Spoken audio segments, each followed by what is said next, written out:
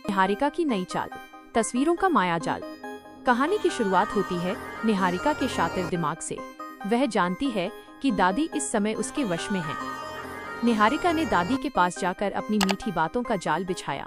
उसने दीवार पर टंगी राम सीता की तस्वीर की ओर इशारा करते हुए कहा, दादी देखिए ये जोड़ी कितनी सुंदर लगती है। अगर प्रथम और मेरी भी ऐसी ही एक तस्वीर इस घर की मुख्य दीवार पर लग जाए तो पूरे समाज और परिवार को ये संदेश जाएगा कि इस घर की असली बहू और प्रथम की पत्नी सिर्फ मैं ही हूँ। दादी, जो पहले से ही राध्या को नापसंद करती हैं, इस विचार से बेहद उत्साहित हो गईं। उन्होंने तुरंत प्रथम को बुलाया और आदेश दिया कि वो निहारिका के साथ एक फोटो खिंचवाए। दादी ने तर्क दिया कि पुराने सारे एल्बम जल चुके हैं और फोन में भी कोई फोटो नहीं है, इसलिए वे एक नई तस्वीर चाहती हैं जिसे बड़ा करवाकर दीवार पर टांगा जा सके। राध्या का हस्तक्षेप और प्रथम की अनिच्छा। प्रथम, जो मन ही मन निहारिका से नफरत करता है और राध्या से प्रेम, इस स्थिति में फंस गया। लेकिन तभी किस्मत ने साथ दिया। राध्या वहाँ जूस लेकर आ रही थी और अचानक उसका पैर फिसल गया। जूस का गिलास गिरकर टूट गया और सारा ध्यान वहाँ भटक गया। इसी हंगामे का फायदा उठाकर प्रथम वहाँ से बहाना बनाकर निकल गया। निहारिका मन ही मन जल भुन गई।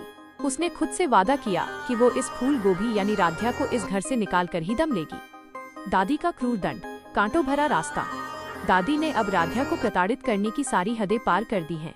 उन्होंने राध्या की एक छोटी सी गलती को बड़ा मुद्दा बना दिया और उसे ऐसी सजा सुनाई जिसे सुनकर पूरा परिवार दंग रह गया।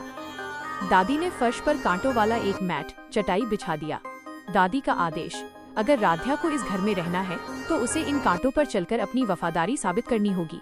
रजनी का विरोध। जब रजनी ने बीच बचाव करने की कोशिश की तो दादी ने उसे भी झिड़क दिया और कहा कि अगर ज्यादा दर्द हो रहा है तो पहले तुम इस पर चलकर दिखाओ। राध्या का साहस। अपनी सास रजनी को अपमान से बचाने के लिए राध्या ने साहस दिखाया। उसने कहा, माँ आप चुप रहिए, मैं इस सजा को स्वीकार करती हूँ। जैसे ही राध्या ने पहला कदम कांटों पर रखा, उसकी चीख निकल गई। उसने दर्द में भोले बाबा को पुकारा। तभी वहाँ नायक की तरह प्रथम की एंट्री होती है। प्रथम का क्रोध और सच्चाई की तलाश। प्रथम ने दौड़कर राध्या को कांटों से हटाया और उसे अपनी बाहों में उठा लिया। इस बार प्रथम का गुस्सा 7वें आसमान पर था। उसने दादी को 2 टूक शब्दों में कह दिया, दादी क्या आपका मानसिक संतुलन ठीक है? आप एक इंसान के साथ ऐसा व्यवहार कैसे कर सकती हैं? अगर आपको राध्या से काम नहीं कराना है तो मत कराइए, लेकिन उसे इस तरह टॉर्चर करने का हक आपको किसी ने नहीं दिया। शक की सुई और पुराना सच। प्रथम अब पूरी तरह से सतर्क हो चुका है। उसे याद आया कि कैसे बुलबुल के स्कूल के समय दादी ने घड़ी की सुइयां पीछे कर दी थी ताकि राध्या देर से पहुंचे और उसे डांट पड़े। उस समय बुलबुल के कैमरे से ये सच सामने आया था। अब प्रथम के मन में कई सवाल उठ रहे हैं। 1.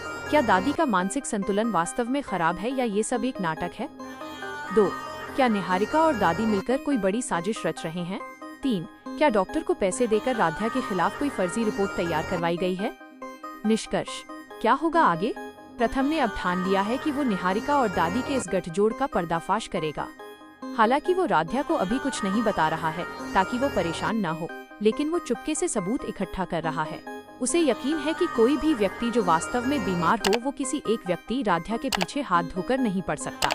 निहारिका की जलन और दादी की जिद क्या प्रथम और राध्या के रिश्ते को तोड़ पाएगी, या प्रथम अपनी बुद्धिमानी से इस कांटों भरे जाल को नष्ट कर देगा? ये देखना दिलचस्प होगा।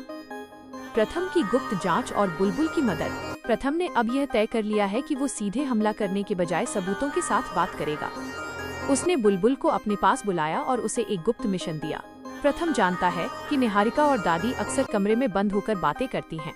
उसने बुलबुल से कहा कि वो खेलते खेलते दादी के कमरे के पास जाए और अपनी छोटी सी जासूसी घड़ी से उनकी बातें रिकॉर्ड करने की कोशिश करे। इसी बीच प्रथम उस अस्पताल पहुंचा जहां से दादी की मेडिकल रिपोर्ट्स आती हैं। उसे शक था कि रिपोर्ट में हेराफेरी की गई है। वहां पहुंचने पर उसे पता चला कि दादी की रिपोर्ट तैयार करने वाले डॉक्टर को निहारिका ने हाल ही में एक बड़ी रकम ट्रांसफर की है।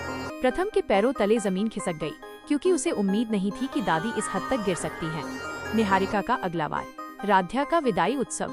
निहारिका ने अब घर में एक नई चाल चली। उसने दादी को पट्टी पढ़ाई कि अगर राध्या के हाथ से कोई कीमती चीज चोरी हो जाए तो उसे पुलिस के हवाले करके घर से बाहर निकाला जा सकता है।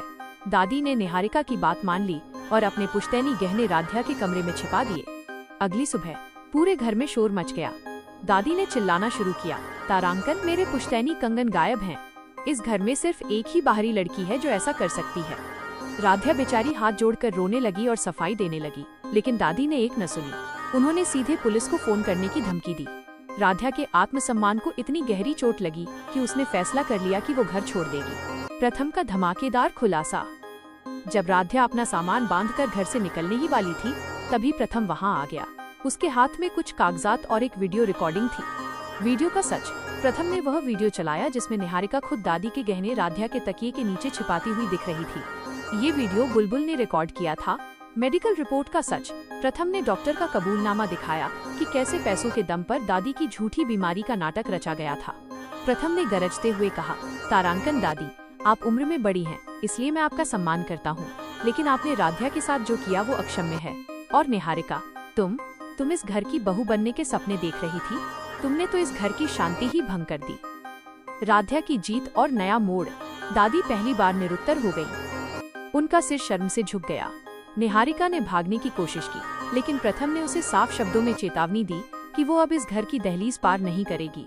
हालांकि कहानी यहीं खत्म नहीं होती। निहारिका जाते जाते राध्या को एक ऐसी चुनौती दे गई जिसने राध्या के मन में नया डर पैदा कर दिया।